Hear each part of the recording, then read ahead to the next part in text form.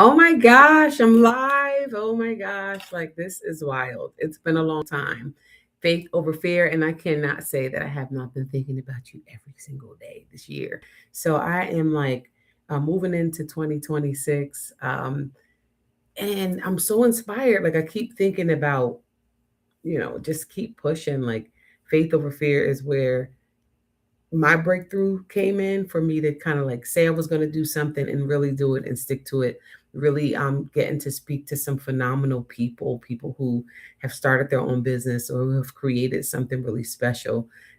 People who had fear in doing it, people who, just kept going, they're on their path, they keep pushing, they don't give up. We know that there's a miracle in that. It takes about 2 years for you to see the light of day when you're building your own brand.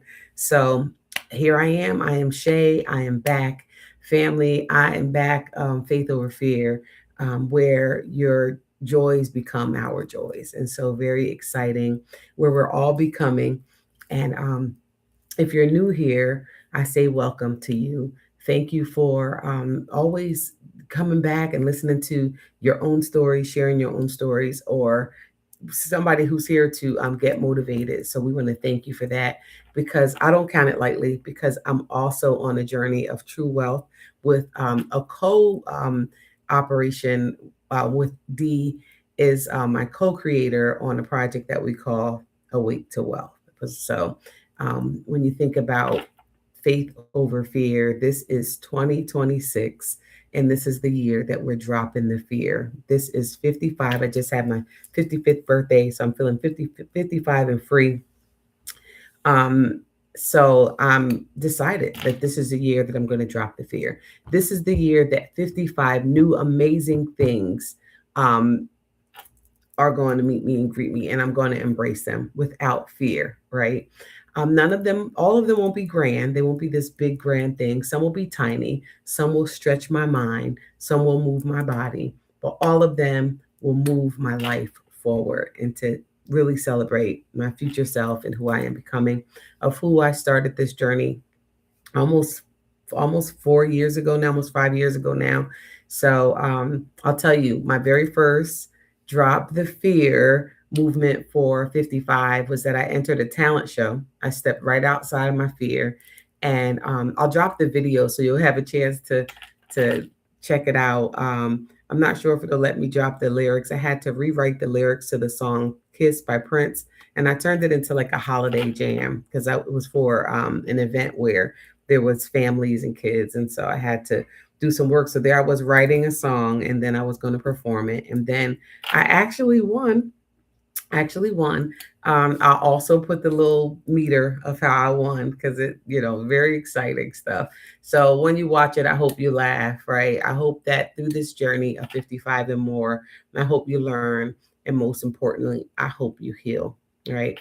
Um, so that's really what we'll be talking about this year. I'll be jumping on. I'll be getting some people to come and do the conversations with Shay. I already have some in the works, so I'm really excited about that.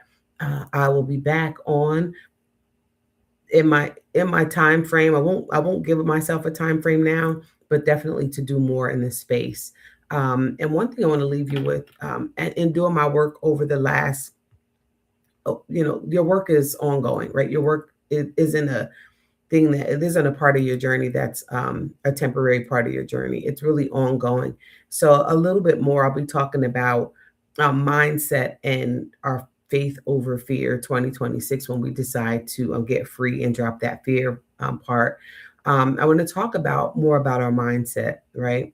But not the cute surface level part of that. I want to talk about some things that are going on in the mind and we just really never know. Like for myself, I lived with paranoid trauma, right? Most of my life, from childhood abandonment to anxiety of being left, being in trouble, or something bad happening, even when nothing was wrong, right? Or when things were all going good, it'd be like something bad's going to happen because I just didn't realize that I deserved for everything to be happening in my life good. And now I'm in this season of like being unapologetic.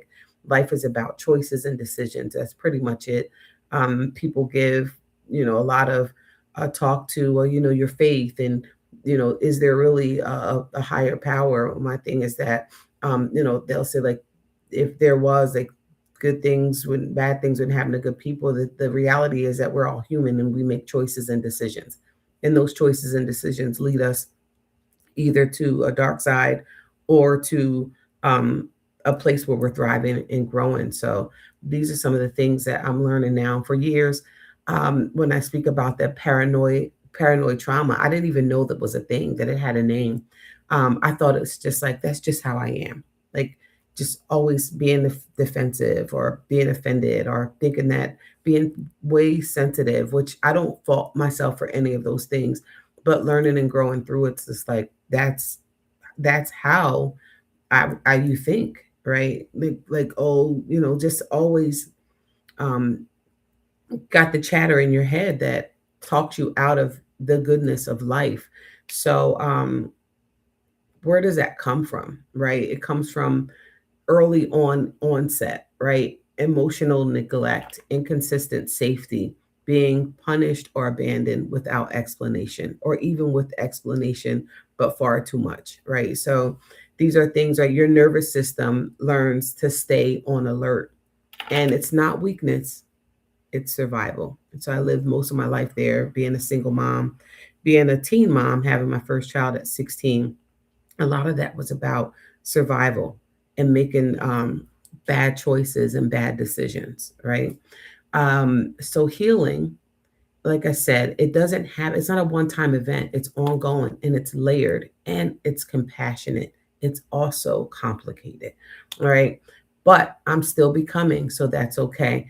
I have three ways that I deal with um, this as I'm going through my healing stage. And one of it is the first one is to name it instead of shaming it, right? When fear shows up, I don't bully myself anymore with the chatter, right? I'm like, I see you, but don't get into the mix of really this falling into a state of what can then become depression, or not wanting to be around people, or hiding yourself away, or just being defensive or too offended, right? That awareness is power. Find out what it is. Do your work to free yourself. And then, like I'm saying, like, number one, give it a name, right? Don't be ashamed. Don't be ashamed. Give it a name and let's deal with it. Let's work through it. I ground myself. This is number two, to ground yourself in truth and not thoughts, right? And not every thought is a fact. Not every thought is a fact. So we come back to what's real, what's present, and what God has already carried us through as an example of a testimony. Come back to that in our minds. Number three, choose to keep moving, right? Over avoidance. Like, don't avoid the things that have been on the path of this chaos, but instead choose to move past it. Choose to get yourself in a space where it's okay. No one owes you an explanation, and neither do you owe anyone an explanation of how you choose to heal, right? And that fear, while we're letting that go, is because it starts to shrink as we move forward, right? One brave step every time. Even the tiniest steps count. So that is some of the things that I would encourage you to do on your journey if you're dealing with anything that is just always like, that's just how I am, right? Kind of get into the core of that. And then here are three ways to consider when you're in your healing journey, so that you keep healing. That, again, it's an ongoing journey, is to do mind care. That mind care could consist of journaling, it could consist of prayer, it consists of sitting and breathing, right? Intentional silence. Create a space to listen to yourself, right? To the chatter, and understand why that chatter is taking place in the first place. Then speak through it, right? Talk through it. Get someone to talk to. Get into therapy. Get someone who you can trust, that's not going to run and talk bad about you behind your back, and then now you're dealing with something else that just is hurtful, right? All of this stuff comes because it was hurtful at some point, but you have to let it go, right? The second thing of ways that I can suggest for healing are self care, right? And body care, movement, walks, stretching, dancing, resting, right? Getting enough sleep. Trauma lives in the body, and healing has to visit there too in order to overcome and be the person who you are created to be. You have to overcome that fear, that trauma, and you can do it. And number three is to have joy on purpose, right? Be unapologetic when things are good. Know that you deserve for things to be good. Laughter, creativity, play. Yes, rewriting songs and singing them in the talent show. Definitely a way to live joy on purpose. Trying new things. Joy is not childish, believe me, it's a mindset medicine. So um, faith over fear. What does that mean to me? I often ask people what it means to me. And faith over fear just means that work process, that faith leads you to a space where you know that you can drop the fear, you can drop the doubt, you can drop the self doubt, you can drop the places about yourself that you're uncomfortable or that you don't like. You can drop those things. Faith over fear. This is the truth. Faith doesn't mean fear never shows up, right? But faith does mean that fear doesn't get the final word. You're not moved by fear anymore. That's my story. I'm 55 and I'm chasing what makes me feel good, what makes me feel joy. I'm choosing presence. I'm making the choice and decisions. I'm planting my seeds, continuing to plant my seeds for my future self, and I'm building courage as a habit, right? As a new daily habit. So, if this spoke to you, I want you to share this episode with someone else who needs permission to heal.